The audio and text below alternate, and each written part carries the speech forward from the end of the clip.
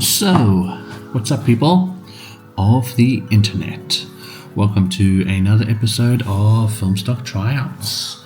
I'm your host, Darren, and skipped a week. Sorry about that. Anyways, what are we doing? What are we talking about this week? What's that? The Phoenix has risen. Oh yeah, Harman Phoenix 200. I shot this roll. Hey guys, I'm here on Viet Hai Island, just off the coast of Vietnam, and I put a roll of Harman Phoenix 200 in the Canon F1, new F1. I'm going to take some shots around here, so just thought I'd let you guys know and see what's happening. Just took a bit of a tour when we were around in Vietnam, and I thought now's the best time.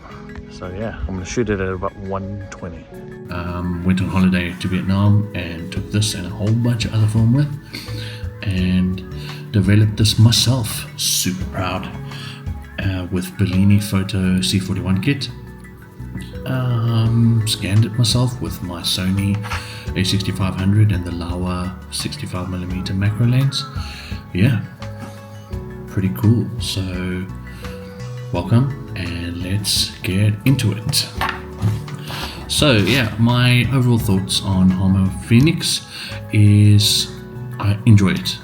I think it's pretty cool.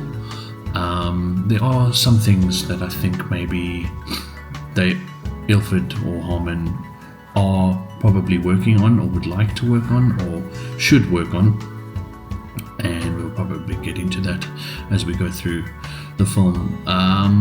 I don't really think it's all that good for portraits, although there is one shot that I took and you'll see it come across somewhere along the line. I took a shot of a guy standing on a boat. I beg your pardon. I took a shot of a guy standing on a boat looking out over the Ha Long Bay in Vietnam, and it just, I don't know, it came out so good. The skin tones were perfect. So yeah, I think that's one of the things about this film, is that it's a little bit unpredictable.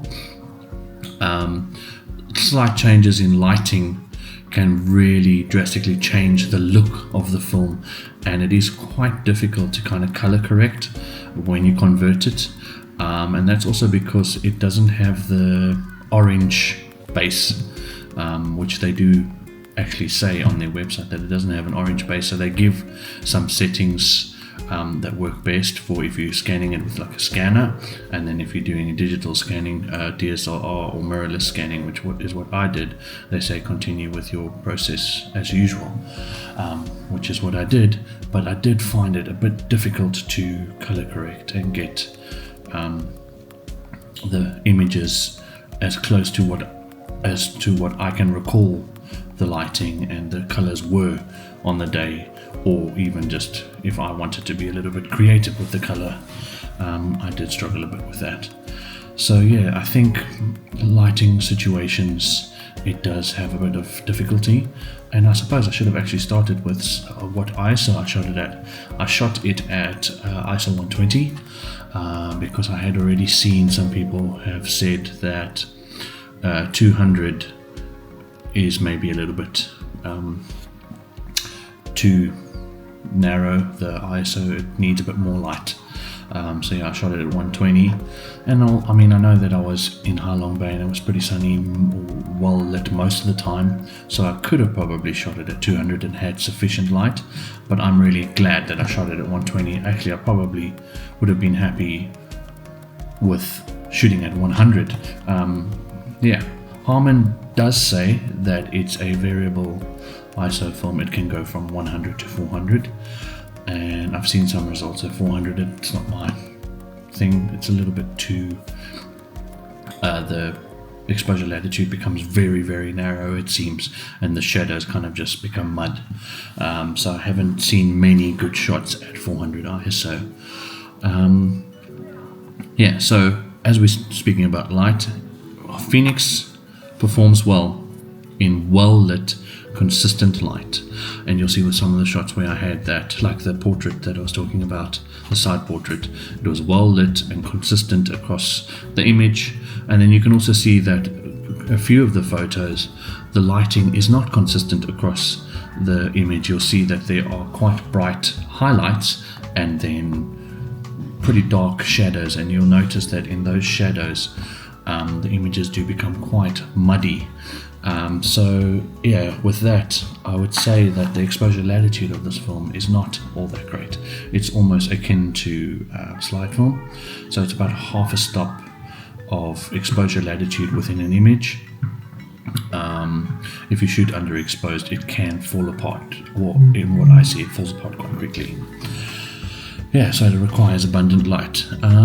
It also is pretty cool. It has halation, and I think it actually looks quite beautiful, and it adds something to the images, like a punch. Sometimes maybe it can take a drawback from the image, but I think if you are using it creatively, it could look pretty cool. Yeah, shot it at 120. So anyway, I'm getting myself jumbled up here. Sharpness, iffy. Sometimes it seems super sharp, and then across the roll, most of the images don't really have that sharpness and clarity of other films that are quite sharp, and like Fuji's, some of the Kodaks.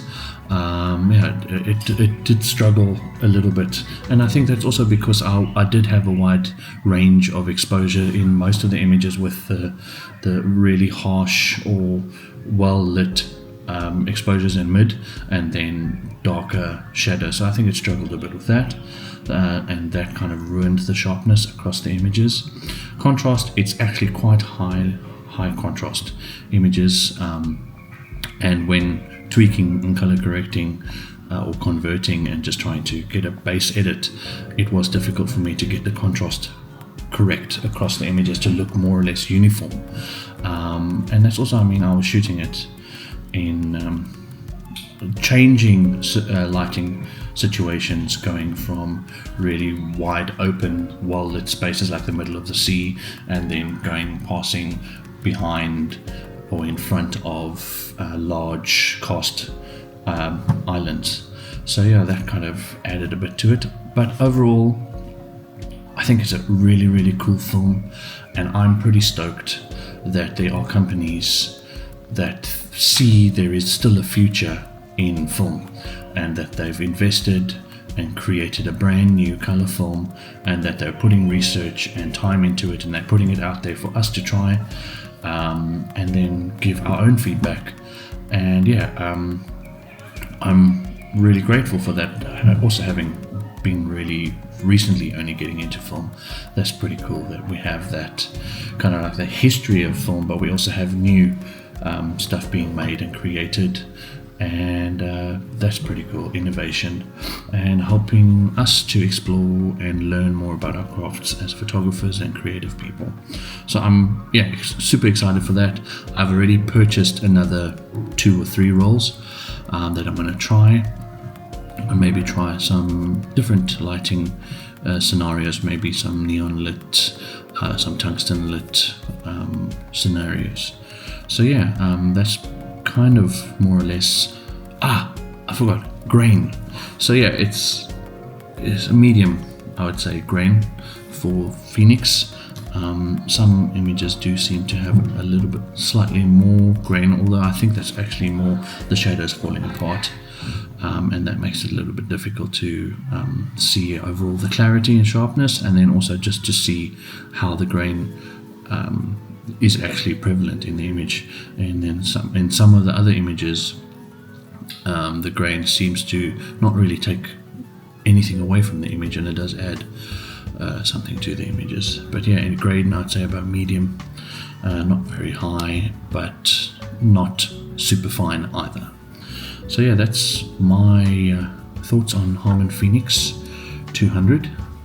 And yeah, definitely I would say it's a must try, even just because it's a new color film, but also because the more people that try it and provide their feedback, the better Ilford can do to improve it, and to maybe even make more film stocks, and that would be pretty cool. So yeah, Harman Phoenix 200, the Phoenix has risen. Yeah, and does anyone else think of Dumbledore with the Dumbledore family animal, the Phoenix? Only really thought of that a little bit earlier. So yeah, Phoenix 200. And usually I like to end my videos with a creative, the community highlights, just highlighting some people within the sphere of creativity and photography that I notice and follow or engage with. And I have a whole bunch of those people that I've reached out to, but I'm waiting for them to respond and give their permission. So I just wanted to say that if you are watching this and you'd maybe want to have your stuff featured, just reach out to me on Instagram or Threads, email, carrier pigeon, letter, although I'm not going to, I don't even have a PO box here in China or whatever. So yeah, also who writes letters anymore? We should write letters.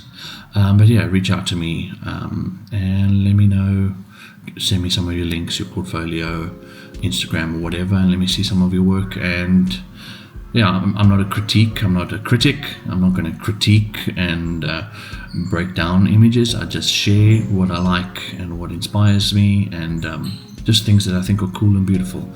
And I think that maybe the world would be a lot better place if we, instead of us trying to break down other people's stuff and break it into little boxes of yes, no, you hit this one, you missed. I think instead of that, just being like, you know what, I understand that, it's really cool, it resonates with me, it's beautiful. And yeah, that's kind of my 2 cents on creativity and our criticality of it. Is that a word? I'm not sure, but yeah, Harman Phoenix 200. Thank you so much for your time. A little bit of a shorter one, I guess. I tried to keep it short. Maybe I spoke too fast, but yeah, thank you so much for watching, and hope to see you again soon. Let me know in the comments what you think of the images and what do you think of anything else, geopolitics, whatever.